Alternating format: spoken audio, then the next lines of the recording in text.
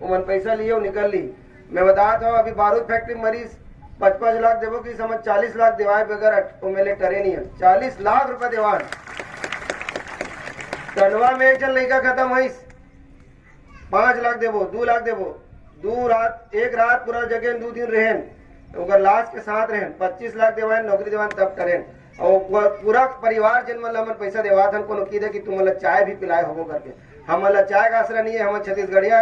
छत्तीसगढ़िया मन के भाई बहनी मन के दुख दर्द समझथन और छत्तीसगढ़ी मातारी भूता करथन हमन पैसा के भूता नहीं करन। आप मतलब हमन मन पर भरोसा रखे लगी ठीक ठाक मत आओ हमरो मन के ये जो नान लोग लेकर रहे ये मन के छत्तीसगढ़ के भविष्य है और छत्तीसगढ़ के भविष्य अगर बनाना है तो प्लांट के विस्तार ला भाटा पारा में नहीं करना है। आप मतलब नया नया घर बना देवो की नौकरी देवो की हॉस्पिटल खोल के देवो की और स्कूल खोल के देवो की जितना बोले